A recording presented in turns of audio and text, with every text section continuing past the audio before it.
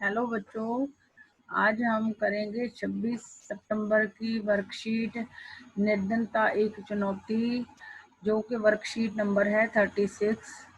हमने पहले निर्धनता के बारे में, निर्धनता किसे कहते हैं वो भी पढ़ लिया, सामाजिक अपवर्जन भी पढ़ लिया हमने।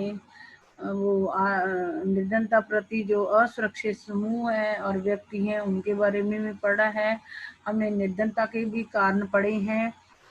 अगर आपने निर्धनता के कारण याद रखने हैं, उसमें भी आगे भी काम आएंगे कि निर्धनता एक तो अंग्रेजों के शासन के समय जो अंग्रेजों ने इंडिया की तरफ कोई ध्यान नहीं दिया, उसके कारण भी इंडिया के अंदर निर्धनता पाई जाती है। क्योंकि अंग्रेजों ने इंडिया की विकास की तरफ, यानी कि जो इंडिया में काम काज होते थे वो सारे बंद करवा दिए थे पुराने। क्योंकि जो लोग हाथों से कपड़ा बनाकर पूरी दुनिया हमारा कपड़ा पहनती थी, लेकिन जब अंग्रेज आए उन्होंने कपड़ा बनाना सीखा और मशीनों से जाके इंग्लैंड में कपड़ा बनाने लगे, तो उससे हमारे देश के जो काम धंधे हाथों से कपड़ा बनाने के वो सारे चौपट हो गए थे। और कपड़े के काम धंधे में जो हाथों से कपड़ा बनाते थे लगे हुए लोग सारे, सबका रोजगार चला गया था और वो गरीब हो गए थे। और ये पॉइंट अगर कोई बच्चे अच्छी तरीके से 2-3 पॉइंट्स को बार बार कर लेना। एक, सामाजिक जो दायित्व और धार्मिक अनुष्ठानों पे ज़्यादा खर्च करते हैं, उसके कारण भारत के लोग 3 मेन पॉइंट है जो बच्चे अपने दिमाग में नहीं रख सकते। कारणों में को अंग्रेजों के शासन के कारण जो हमारे छोटे मोटे जो काम धंधे थे, कपड़े बनाने का, जो हाथों से कपड़ा बनता था हथकरघा से, वो बंद हो गया था। क्योंकि अंग्रेजों ने वो कपड़ा जाके इंग्लैंड में बना के इंडिया में सस्ता बेचना शुरू कर दिया था। हमारे भारत के बुनकरों से भी ज़्यादा सस्ता बेचने लगे थे।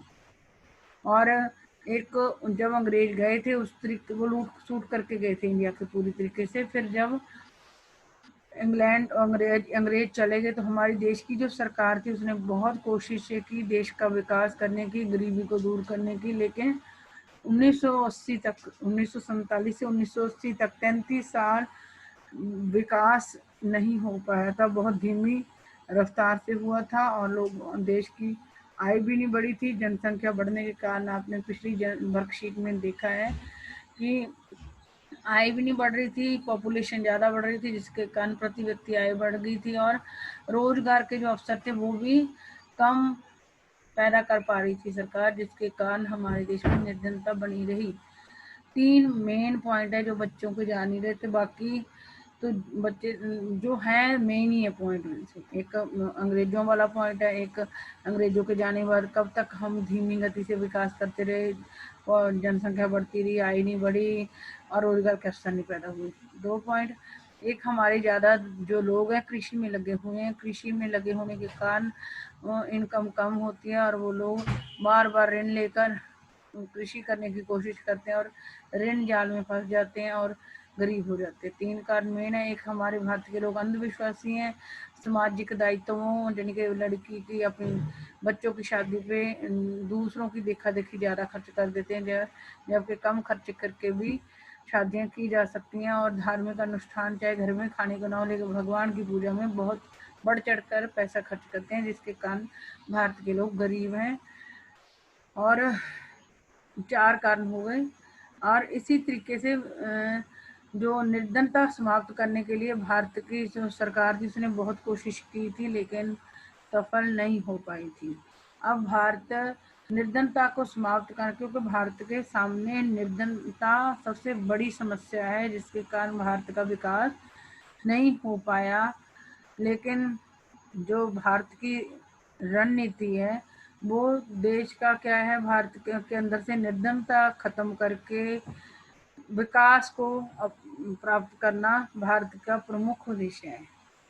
निर्धनता के कारण हमारे देश का पूरा विकास नहीं हो पा रहा है और निर्धनता देश के सामने सबसे बड़ी चुनौती है और इसको खत्म करना चाहती है हमारी देश की सरकार। मुख्य उद्देश्य क्या है, निर्धनता को खत्म करके देश को विकास की तरफ ले जाना। सरकार द्वारा इसके लिए 2 प्रकार के उपाय या कार्यक्रम चलाए जा रहे हैं। हमारे देश से गरीबी दूर करने के लिए सरकार 2 तरीके के कार्यक्रम चला रही है। एक, आर्थिक समृद्धि को प्रोत्साहन करना। आर्थिक समृद्धि, देश के आर्थिक विकास को बढ़ाना। लोगों के जो कमाई है, जो लोगों की इनकम है, उसको उसमें वृद्धि करने की कोशिश कर रही है हमारे देश की सरकार। लक्षित निर्धनता निरोधी कार्यक्रम, हमारे देश के अंदर लक्ष्य रखा जाता है कि कितनी गरीबी 5 सालों की हमारे देश के अंदर प्लानिंग करी जाती है कि अगले 5 सालों में हमारे देश में से इतनी निर्धनता कम कर दी जाएगी। उसी को कहते हैं लक्षित निर्धनता निरोधी कार्यक्रम।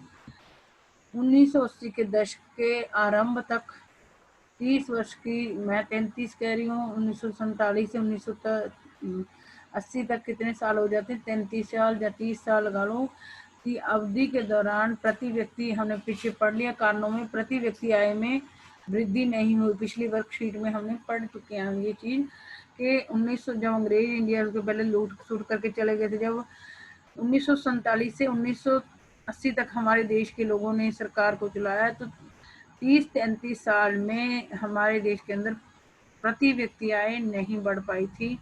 और 1950 के दशक से 1980 के दशक के आरंभ तक निर्धनता, मतलब हमारे जब अंग्रेज छोड़ के गए थे देश को, उस टाइम हमारे देश में 45 यानी कि आधे से थोड़े से कम लोग निर्धन थे इंडिया में। और 1980 तक भी इतने ही निर्धन इंडिया में बने रहे। और 1980 के दशक से भारत की आर्थिक समृद्धि दर विश्व में सबसे अधिक तेजी से बढ़ने वाले देशों में से एक थी। तो 1980 तक तो धीमी गति से हमारी आर्थिक वृद्धि हो रही थी, लेकिन 1900 दशक के बाद भारत की जो समृद्धि दर थी विश्व के सभी देशों से ज्यादा थी। यह विश्व में सबसे अधिक तेजी से बढ़ने वाले देशों में से एक भारत था। मतलब पहले 1980 तक तो धीमी रही हमारी आर्थिक समृद्धि दर, लेकिन 1980 में आके उन देशों के बराबर आ गई इंडिया की समृद्धि दर जो अच्छे गिने जाते थे विश्व के अंदर।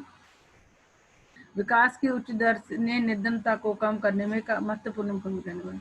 जब 1980 के बाद हमारी विकास दर बढ़ गई, तो उसके बाद हमारे देश के अंदर निर्धनता कम हुई।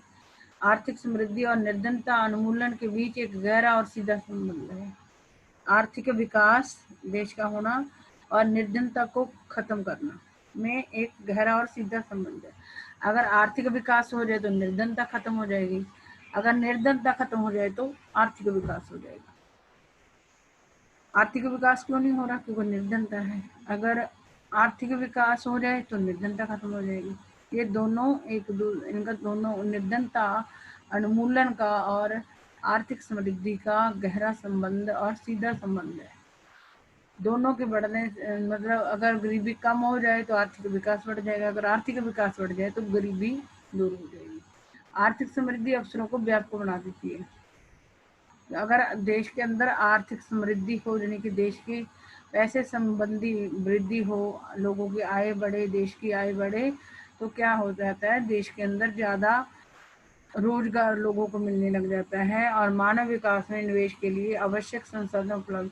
जब देश के अंदर कमाई बढ़ जाती है तो उसके बाद देश की जो सरकार है, मानव विकास यानी कि मानवों को शिक्षित करने के लिए, अगर काम तो हर व्यक्ति कर लेता चाहे अनपढ़ हो, लेकिन अगर पढ़ा लिखा इंसान हो जिसको ट्रेनिंग दी गई हो तो वो ज्यादा अच्छे तरीके से काम करता है।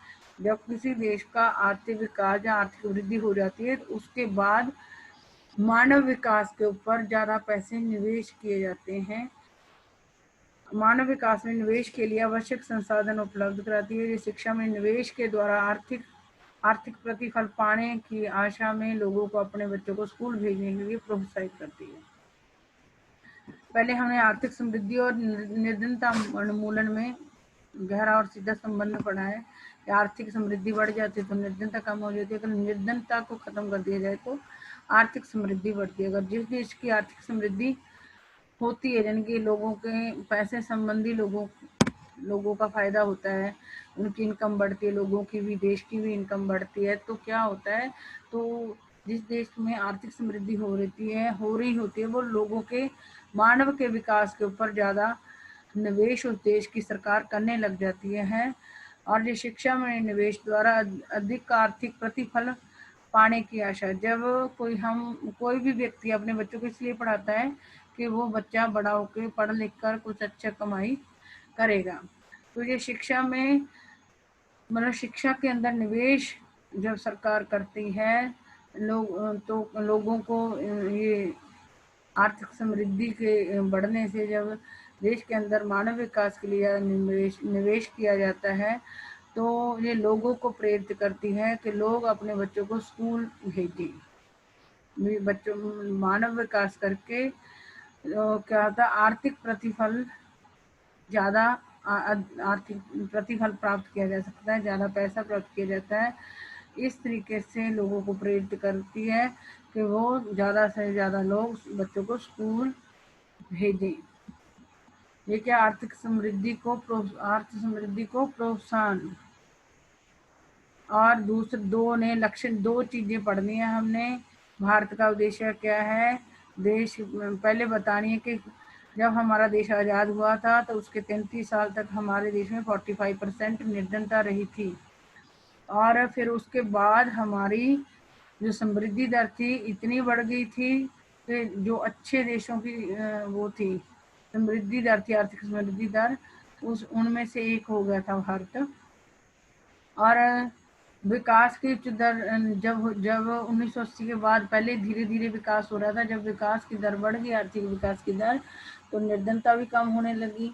फिर इन्होंने आर्थिक समृद्धि और निर्धनता उन्मूलन में दो गहरा और सीधा संबंध बताया है, वो पहले भी मैंने आपको बोल दिया।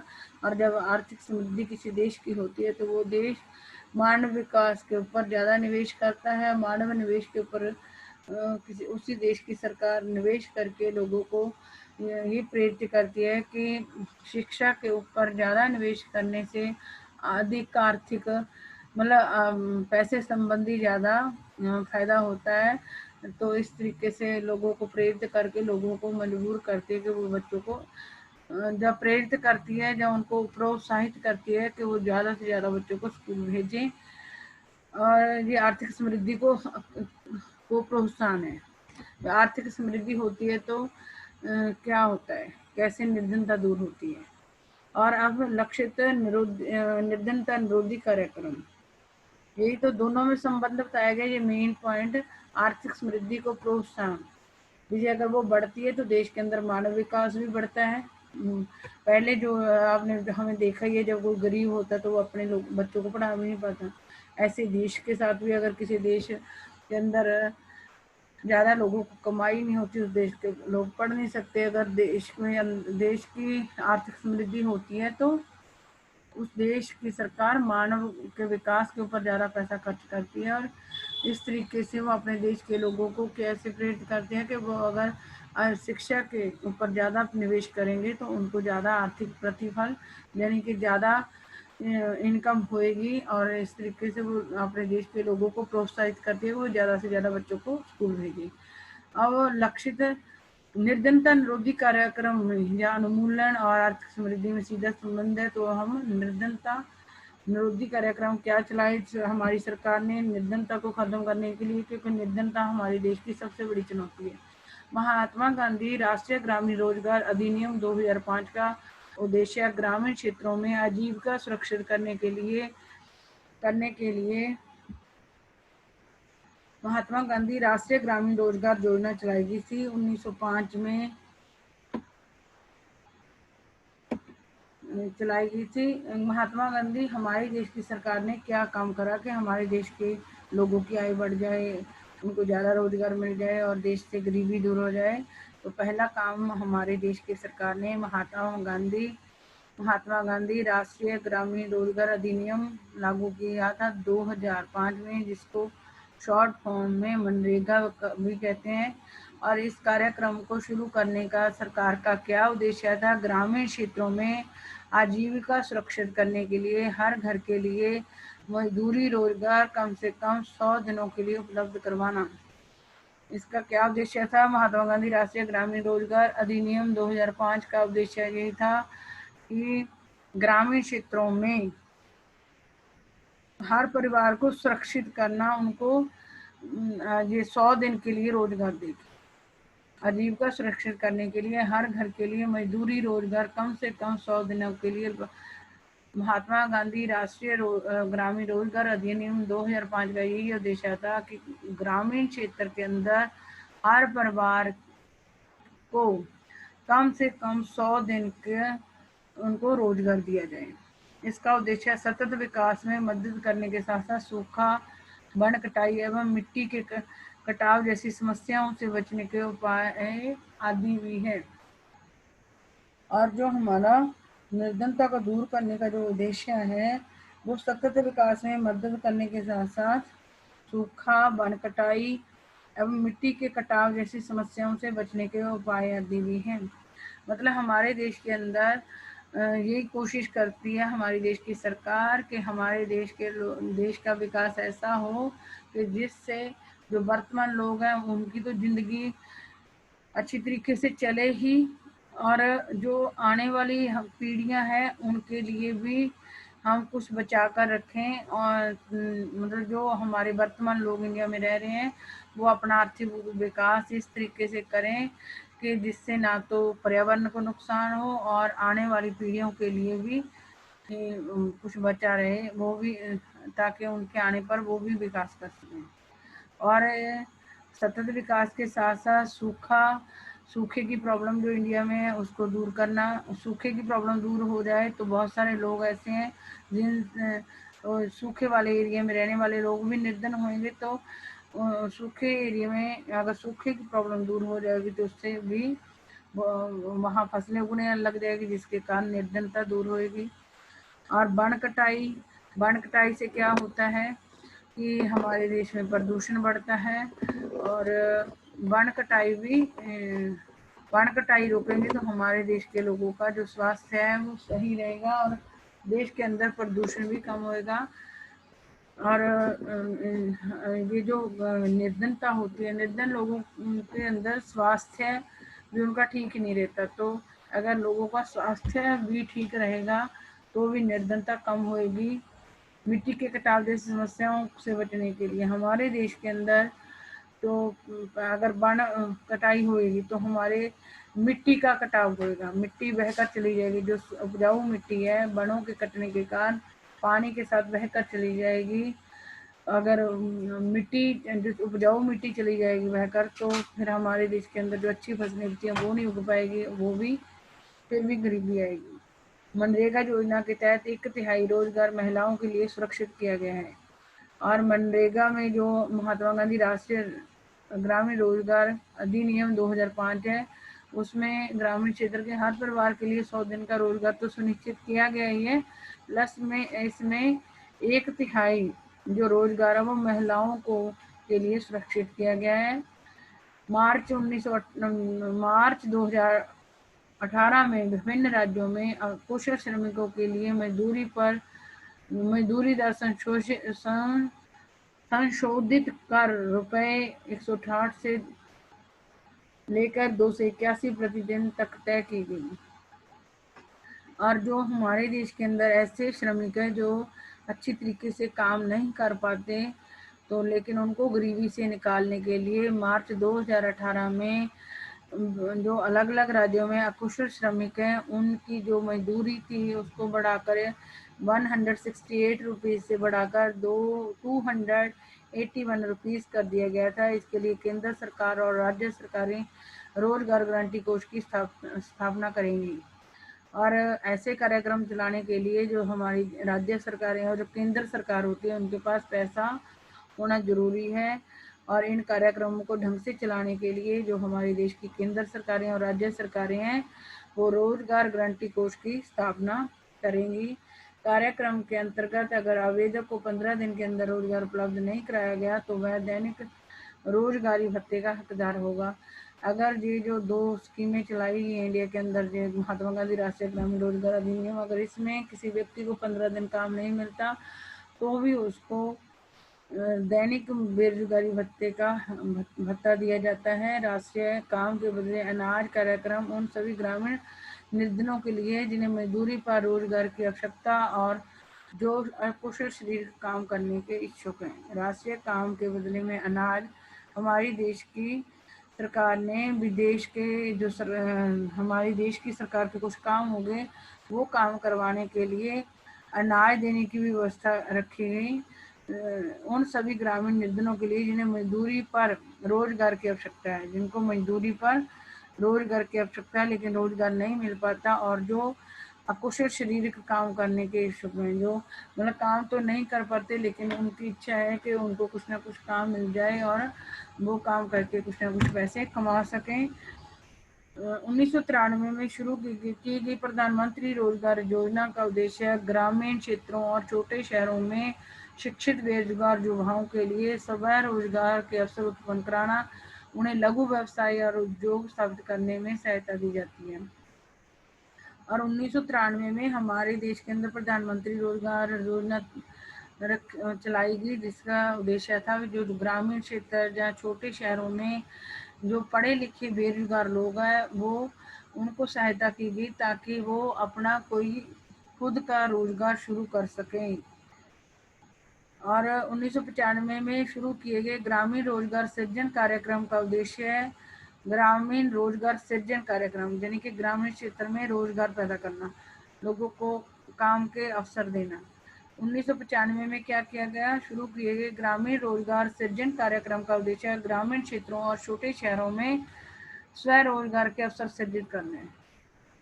जैसा कि ऊपर 1993 में प्रधानमंत्री रोजगार योजना में पढ़े लिखे लोगों को अपना खुद का रोजगार चलाने के लिए सहायता की गई सरकार की तरफ से, ऐसे ही 1995 में ग्रामीण रोजगार सृजन कार्यक्रम के अधीन भी ग्रामीण क्षेत्रों और छोटे शहरों में स्वरोजगार के अवसर सृजित करना है। मतलब इसमें कोई पढ़े लिखे का नहीं, अगर कोई भी व्यक्ति अपना खुद का रोजगार शुरू करना चाहता है तो उसको हमारे देश की सरकार ग्रामीण रोजगार सृजन कार्यक्रम के तहत सहायता करती है। स्वर्ण जयंती ग्राम स्वरोजगार योजना का आरंभ 1999 में किया गया। स्वर्ण जयंती ग्राम स्वरोजगार योजना का आरंभ 1999 में किया गया। इस कार्यक्रम का उद्देश्य है सहायता प्राप्त निर्धन परिवारों को स्व सहायता समूह में संगठित कर बैंक ऋण और सरकारी सहायता के संयोजन द्वारा निर्धन रेखा से ऊपर लाना। स्वर्ण जयंती ग्राम स्वरोजगार योजना का आरंभ वो ईयर याद करो 1999 में हुआ था। इस कार्यक्रम के तहत सहायता प्राप्त निर्धन परिवार जो थे, मतलब उन्होंने क्या करा, ग्रामीण क्षेत्र में जो लोग मतलब ग्रामीण लोग जो मतलब थोड़े थोड़े जो उनके पास पैसे होते थे वो क्या करते थे, वो इकट्ठा कर लेते थे और इकट्ठा करके वो लोगों को ऋण देते थे। तो ऐसे लोग जो अपना मतलब अपने जमा पूंजी को इकट्ठा करके अपना खुद का रोजगार शुरू करते थे या दूसरों लोगों को ऋण देते थे, उनको बैंक भी ऋण देता था। तो स्वर्ण जयंती ग्राम स्वरोजगार योजना के तहत जो 1999 में शुरू हुई थी, इसमें जो लोग स्वयं सहायता प्राप्त निर्धन परिवार थे वो स्व सहायता समूह में संगठित हो गए, मतलब उन्होंने अपने छोटे छोटे समूह बना लिए। इन समूहों को बैंक ने ऋण दिया स्वर्ण जयंती ग्राम स्वरोजगार योजना के तहत और सरकारी सहायता के संयोजन द्वारा निर्धनता रेखा से, और इसका उद्देश्य क्या था, सरकार की सहायता के द्वारा निर्धनता रेखा से नीचे रहे लोगों को निर्धनता रेखा से ऊपर लाना। प्रधानमंत्री ग्रामोदय योजना के अंतर्गत प्राथमिक स्वास्थ्य, प्राथमिक शिक्षा, ग्रामीण आश्रय, ग्रामीण पेयजल और ग्रामीण विद्युतीकरण जैसी मूल सुविधाओं के लिए राज्यों को अतिरिक्त केंद्रीय सहायता प्रदान की जाती है। प्रधानमंत्री ग्रामोदय योजना, इसमें ग्रामीण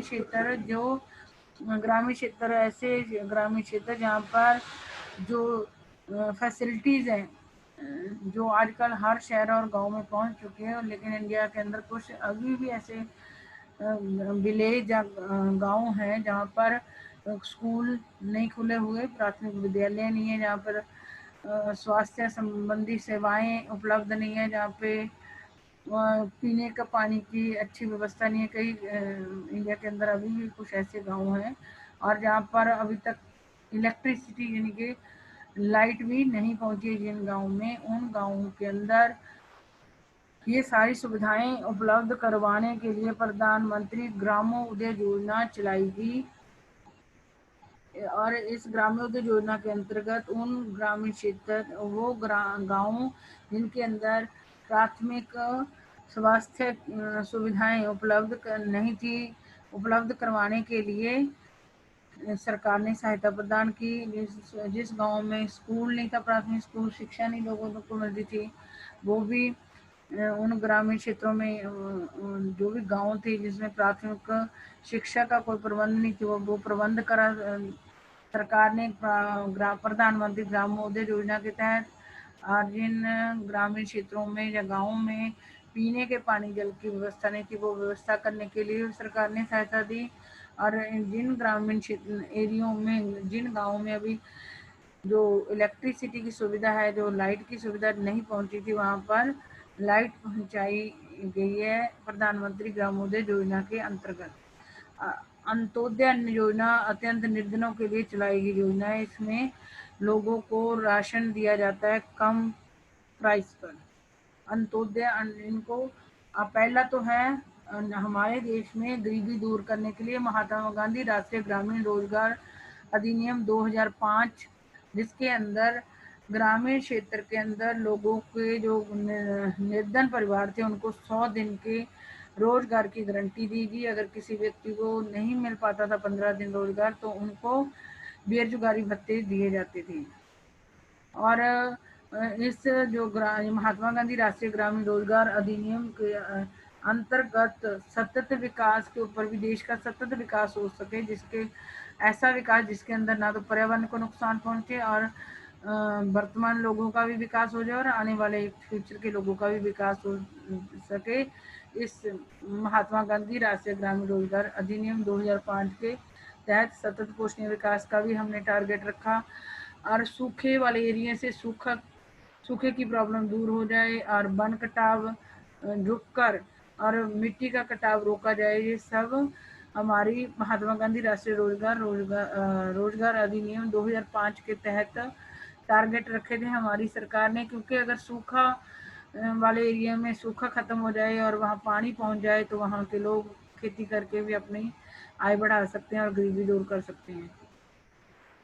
और जो महात्मा गांधी राष्ट्रीय ग्रामीण रोजगार अधिनियम चालू किया गया था, इसमें महिलाओं के 1/3 महिलाओं को भी रोजगार देने की योजना बनाई गई थी। ये पहली है। इसके अंदर 100 दिन ग्रामीण क्षेत्र में कुछ ग्रामीण क्षेत्र थे, कुछ जिले थे, उनके ग्रामीण क्षेत्र में जो निर्धन परिवार थे उनको 100 दिन के रोजगार देने की योजना थी। अगर किसी को 15 दिन नहीं मिलता था तो उसको बेरोजगारी भत्ता दिया जाता था। और महिलाओं को भी इस जो भी कार्यक्रम है इसके तहत महिलाओं को भी रोजगार दिया गया था। नंबर 1 ये महात्मा गांधी राष्ट्रीय ग्रामीण रोजगार योजना होगी। नंबर 2 मार्च 2018 में हमारे देश के अंदर कुछ ऐसे मजदूर भी हैं जो कुशलता से काम नहीं कर पाते, तो उनकी जो कुशल मजदूर नहीं है, जो अच्छी तरीके से काम नहीं कर पाते, पहले उनकी मजदूरी मार्च 2018 से पहले 168 रुपीज़ थी, वो बढ़ा के 281 रुपीज़ कर दी गई। और इस मतलब ये पैसा वो सरकार दे रही थी, तो ये केंद्र सरकार भी देती थी और राज्य सरकारें भी देती थी। इसके लिए उन दोनों सरकारों को अपने रोजगार गारंटी कोष भी बनाने थे। ये नंबर 3 में लिख देना। और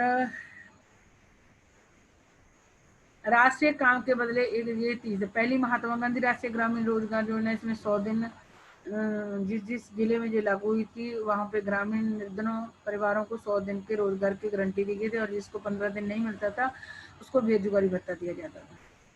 और इसमें महिलाओं को भी, उस एरिया की 1/3 महिलाओं को भी रोजगार देने की योजना बनाई गई थी। और 2018 में हमारे भारत में कुछ ऐसे लोग भी हैं जो कुशलता से काम नहीं कर सकते। मार्च 2018 से पहले उनको 168 रुपये मिलते थे, यानी कि 168 रुपीज़ मिलते थे, लेकिन मार्च 2018 में उनकी मजदूरी बढ़ा के 281 रुपये कर दी गई। और ये जो काम होने थे वो सरकार ने पैसे देने थे, इसलिए केंद्र और राज्य सरकारों को अपने अपने रोजगार गारंटी कोष बनानी थी।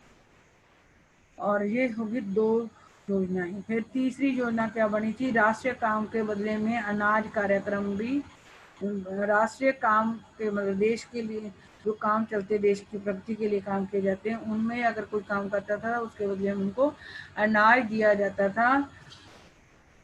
जिन्हें मजदूरी पर रोजगार की आवश्यकता है और जो अकुशल शरीर का काम करने के इच्छुक हैं, मतलब ग्रामीण क्षेत्र में जो जिन्हें ये इच्छा है कि वो मजदूरी पर उनको रोजगार मिल जाए, और जो मतलब काम नहीं कर पाते, ढंग से काम नहीं कर पाते लेकिन काम करने के इच्छुक है, उनके लिए राष्ट्रीय काम के बदले में अनाज कार्यक्रम चलाया गया। जो मजदूर मजदूरी के ऊपर का रोजगार ढूंढ रहे हैं और जो काम भी ढंग से नहीं कर पाते लेकिन फिर भी उनको काम करने की इच्छा है, उनके लिए राष्ट्रीय काम के बदले में अनाज कार्यक्रम चलाया गया। और उसके बाद 1993 में प्रधानमंत्री रोजगार योजना के तहत ग्रामीण क्षेत्र के जो पढ़े लिखे या छोटे शहरों में पढ़े लिखे लोग थे, उनको उनका खुद का बिजनेस चलाने के लिए स्वरोजगार के लिए सरकार ने सहायता देनी शुरू करी। और 1995 में भी एक ग्रामीण, वो तो था 1993 वाला प्रधानमंत्री रोजगार योजना, और 95 में ग्रामीण क्षेत्र में रोजगार के ज़्यादा अवसर पैदा करने के लिए ग्रामीण रोजगार सृजन कार्यक्रम चलाया गया, जिसके तहत ग्रामीण क्षेत्रों और छोटे शहरों में, चाहे वो पढ़े लिखे थे या अनपढ़ लोग थे, अगर वो स्वयं का कोई बिजनेस या काम शुरू करना चाहते थे, रोजगार शुरू करना चाहते थे, उसके लिए लोगों को सहायता देने की योजना स्टार्ट की गई। और उसके बाद एक पहले 2005 में की बात हुई है, फिर 2018 में कुशल मजदूरों की मजदूरी बढ़ा दी गई। 93 में क्या किया गया, प्रधानमंत्री रोजगार योजना लागू करी गई, जिसमें ग्रामीण और छोटे शहरों में जो पढ़े लिखे लोग थे, बेरोजगार थे, उनका स्वयं का रोजगार चलाने के लिए सरकार ने सहायता दी। 1995 में ग्रामीण रोजगार सृजन कार्यक्रम के तहत छोटे गाँव में और बड़े छोटे शहरों और ग्रामीण क्षेत्र में जो कैसा भी कोई व्यक्ति था जो अपना रोजगार शुरू करना चाहता था, उसको सहायता दी गई सरकार द्वारा। और फिर 5वां स्वर्ण जयंती ग्राम स्व रोजगार योजना का आरम्भ 1999 में किया गया। इस कार्यक्रम का उद्देश्य स्वर्ण जयंती ग्राम स्व रोजगार योजना, मतलब ग्रामीण क्षेत्र के अंदर जो सहायता प्राप्त स्वयं सहायता प्राप्त निर्धन परिवार थे, उन्होंने अपने स्वयं सहायता समूह बनाए और उसके बाद उनको वो मिलने लग गया, बैंक से ऋण मिलने लग गया। और इस तरीके से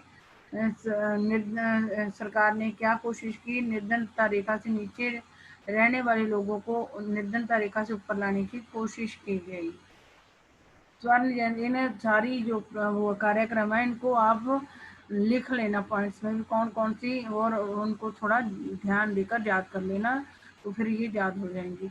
और प्रधानमंत्री ग्रामोदय योजना के अंतर्गत उन ग्रामीण क्षेत्रों में, जिन ग्रामीण क्षेत्रों में ना तो हॉस्पिटल थे, ना स्कूल थे, प्राथमिक स्कूल थे, ना रहने की कोई जगह थी लोगों के लिए, तो ना ही पीने का पानी था, और जहाँ जिन गाँवों में ये पांचों फैसिलिटी नहीं पहुंची हुई थी, जैसे बिजली भी जिन ग्रामीण क्षेत्रों में नहीं पहुंची थी, उन क्षेत्रों में ये पांचों सुविधाएं पहुंचाने के लिए प्रधानमंत्री ग्रामोदय योजना चलाई गई। और इसमें मतलब केंद्र सरकार ने राज्यों को वो दी, अतिरिक्त सहायता दी थी। राज्य सरकारों को केंद्र सरकार पैसा देती थी, फिर राज्य सरकारें उन ग्रामीण क्षेत्रों के ऊपर खर्च करती थी जहाँ पर हॉस्पिटल नहीं थे, स्कूल नहीं थे, बिजली नहीं पहुंची थी, पीने का पानी नहीं पहुंचा था, और रहने के लिए कुछ लोगों के लिए रहने के लिए घर नहीं था। तो ये प्रधानमंत्री ग्रामीण योजना के तहत हुआ। अंत्योदय अन्न योजना अत्यंत निर्धनों के लिए चलाई गई थी, जो मतलब महंगा अनाज वगैरह नहीं खरीद सकते थे, उनके लिए सस्ती अनाज प्रोवाइड करने की व्यवस्था शुरू की गई, जो राशन की दुकानों पर सस्ता अनाज मिलता है। भावी चुनौतियाँ, ये सारी वो कार्यक्रम है जो सरकार ने चलाए। अगर आप ध्यान से इनको बार बार 3-4 बार पढ़ोगे तो आपको समझ आ जाएगा। भावी चुनौतियाँ, भारत में निर्धनता में निश्चित रूप में गिरावट आई है, लेकिन प्रगति के बावजूद निर्धनता उन्मूलन भारत की एक सबसे बाध्यकारी चुनौती है। मतलब हमारे देश के अंदर 1980 के बाद जो निर्धनता है वो कम हुई है, लेकिन इसके बावजूद निर्धनता उन्मूलन भारत की एक सबसे बाध्यकारी चुनौती है। लेकिन प्रगति के बावजूद निर्धनता उन्मूलन, निर्धनता को दूर करना देश की सबसे बड़ी चुनौती है। ग्रामीण और शहरी क्षेत्रों और विभिन्न राज्यों में निर्धनता में व्यापक असमानता है। हमारे देश में ग्रामीण क्षेत्र और शहरी क्षेत्र और अलग अलग राज्यों में जो निर्धनता, किसी में ज़्यादा निर्धनता पाई जाती है, और कहीं कम निर्धनता पाई जाती है। और निर्धनता में भी असमानता है हमारे इंडिया के अंदर। किसी ग्रामीण क्षेत्र में ज़्यादा निर्धनता है तो किसी ग्रामीण क्षेत्र में कम निर्धनता है, किसी शहरी क्षेत्र में ज़्यादा है तो किसी शहरी क्षेत्र में कम है, किसी राज्य में कम निर्धनता है, किसी में ज़्यादा निर्धनता है। इस तरीके से पूरे देश के अंदर निर्धनता के पॉइंट ऑफ व्यू से भी असमानता पाई। देश में निर्धनता की समाप्ति का कार्य उच्च आर्थिक समृद्धि सीमा, सभी के लिए निःशुल्क प्राथमिक शिक्षा, जनसंख्या वृद्धि में गिरावट, महिलाओं और समाज के आर्थिक रूप से कमजोर वर्गों के बढ़ते सशक्तिकरण के द्वारा भी ही संभव हो सकेगा। अगर देश के अंदर से हमने निर्धनता समाप्त करनी है, करने वाला काम करना है, गरीबी को दूर करने वाला काम करना है, तो हमें अपने देश के आर्थिक विकास को बढ़ाना होगा। सभी लोगों को फ्री एजुकेशन देनी होगी, प्राइमरी एजुकेशन, प्राथमिक शिक्षा फ्री देनी होगी। हमें अपनी जनसंख्या की वृद्धि को रोकना होगा, कम करना होगा। महिलाओं और समाज के आर्थिक रूप से कमजोर वर्ग होते हैं जो उनका उनका सशक्तिकरण करना पड़ेगा। आपको पता, महिलाएं, बूढ़े और बच्चियां निर्धनों में निर्धन होते हैं, तो इनका भी हमें क्या करना पड़ेगा, सशक्तिकरण करना पड़ेगा। अगर हम देश से निर्धनता को दूर करने का काम करना चाहते हैं तो देश में उच्च आर्थिक विकास लाना होगा, सभी लोगों को फ्री में एजुकेशन देनी होगी, जनसंख्या वृद्धि को रोकना होगा, महिलाओं और समाज के जो और कमजोर वर्ग हैं उनका सशक्तिकरण करना होगा, तभी हम अपने देश से गरीबी दूर कर सकते हैं। निर्धनता का अर्थ जीवन निर्वाह के न्यूनतम स्तर की अपेक्षा उच्च स्तर के रूप में हो। निर्धनता का अर्थ जीवन निर्वाह के न्यूनतम स्तर की अपेक्षा उचित स्तर के रूप में हो। निर्धनता की अवधारणा का विस्तार मानव निर्धनता तक कर देना चाहिए, क्योंकि निर्धनता जो होती है तो उससे क्या होता है, मानव के जीवन में समस्या आती है, तो इसका विस्तार मानव निर्धनता तक कर देना चाहिए। ये पहले आप चैप्टर में भी पढ़ चुके हो सकता है कि बड़ी संख्या में लोग अपना भोजन जुटाने में समर्थ हों, लेकिन क्या उनके पास शिक्षा, घर, स्वास्थ्य सेवा की सुविधा, रोजगार की सुरक्षा, आत्मविश्वास और सम्मान है? कह रहे, अगर हो सकता है हमारे देश में बहुत सारे लोग हों जो अपना पेट भर लेते हों, लेकिन क्या पेट भरने के बावजूद उनके पास जो शिक्षा होनी चाहिए, स्वास्थ्य सुविधाएं होनी चाहिए, रोजगार की सुरक्षा है उनके पास अपना आत्मसम्मान और लोग उनका सम्मान करते हैं? तो क्या वे जाति और लिंग आधार भेदभाव से मुक्त हैं? क्या उनके साथ देश के अंदर जाति या लिंग के आधार पर कोई भेदभाव नहीं किया जाता? विकास के साथ निर्धनता की परिभाषा भी बदलती है। अगर विकास होता है तो निर्धनता की परिभाषा बदल जाती है, क्योंकि विकास होने से निर्धनता कम हो जाती है। इसलिए निर्धनता उन्मूलन हमेशा एक गतिशील लक्ष्य है। निर्धनता उन्मूलन, निर्धनता को दूर करना, ये हमेशा चलता रहता है। जो कोई भी देश है उसमें यही लक्ष्य होता है कि ज़्यादा से ज़्यादा आर्थिक विकास हो, और जितना आर्थिक विकास होगा लोग अमीर होते जाएंगे, निर्धनता अपने आप खत्म होती जाएगी। सभी को सम्मान के साथ स्वास्थ्य सेवा, शिक्षा, रोजगार, सुरक्षा उपलब्ध कराना, लैंगिक समानता आदि जैसी बड़ी चुनौतियां हमारे लक्ष्य होंगी। और हमारे देश के लक्ष्य क्या होंगे? सबको एक समान स्वास्थ्य सेवाएं उपलब्ध कराना, शिक्षा देना, रोजगार, सुरक्षा देना। सारे देश के लोगों को समान स्वास्थ्य सेवाएं, चाहे गरीब हो या अमीर हो, सबको एक जैसी शिक्षा के अवसर देना, रोजगार के अवसर उपलब्ध कराना और लैंगिक समानता बढ़ाना हमारे देश की बड़ी चुनौतियों आदि जैसी बड़ी चुनौतियों को दूर करना हमारे देश का लक्ष्य होना चाहिए। निर्धनता दूर करने के लिए सरकार द्वारा किन दो प्रकारों के उपाय किए जा रहे हैं। एक तो आर्थिक समृद्धि को बढ़ाया जा रहा है और फिर गरीबी को दूर करने के लिए कार्यक्रम चलाए जा रहे हैं। आर्थिक विकास से निर्धनता के सरकार प्रभावित होती है। अगर आर्थिक विकास देश का बढ़ता है तो निर्धनता कम हो जाती है।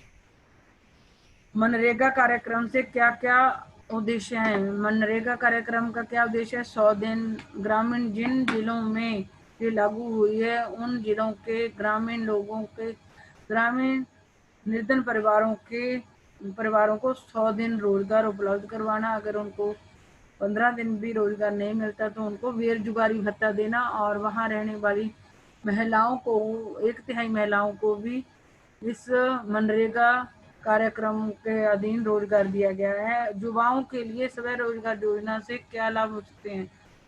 अगर हमारे देश की सरकार देश के नौजवानों को स्वयं रोजगार अपना रोजगार चलाने के लिए सहायता देगी तो देश के अंदर से बेरोजगारी दूर होगी और बेरोजगारी दूर होगी तो धीरे धीरे गरीबी भी दूर हो जाएगी। आपके विचार में निर्धनता दूर करने के लिए क्या क्या काम किए जा सकते हैं? आपके विचार में निर्धनता दूर करने के लिए क्या क्या मतलब हमारे देश की जो सरकार है उसको यही कोशिश करनी चाहिए कि ज़्यादा से ज़्यादा लोगों को रोजगार दिया जाए, सुरक्षित रोजगार दिया जाए, जिससे हम देश से निर्धनता दूर कर सकते हैं और लोगों को ज़्यादा से ज़्यादा शिक्षा दी जाए, स्वास्थ्य सेवाएं फ्री दी जाएं, तो इससे भी देश से गरीबी दूर की जा सकती है। भोजन और आवास जुटाने के साथ साथ किसी व्यक्ति के जीवन में अन्य किन किन आवश्यकताओं को आप महत्व देंगे और क्यों? भोजन और आवास तो होना ही चाहिए, लेकिन उसके साथ साथ व्यक्ति को शिक्षित भी होना चाहिए। उसके पास अपनी स्वास्थ्य को ठीक रखने के लिए स्वास्थ्य सुविधाएं होना भी जरूरी है। भोजन और आवास जुटाने के साथ किसी व्यक्ति के जीवन में अन्य किन आवश्यकताओं को आप महत्व देंगे? व्यक्ति को पढ़ा लिखा होना चाहिए। जितना व्यक्ति ज़्यादा पढ़ा लिखा होगा तो वो अपना जीवन अच्छी तरीके से चला सकता है। और अगर व्यक्ति के पास स्वास्थ्य सेवाएं होगी, जितना वो स्वस्थ रहेगा तो वो अपने आप को वो ज़्यादा काम कर सकेगा और अपनी ज़िंदगी को अच्छी तरीके से बिता सकेगा। इस तरीके से हमारी जो भी आज तीसरी वर्कशीट भी थी इस हफ्ते की वो भी कंप्लीट हो गई और आप लोग इसको अच्छी तरीके से कर लेना तो हमारा अर्थशास्त्र का तीसरा चैप्टर कंप्लीट हो जाएगा।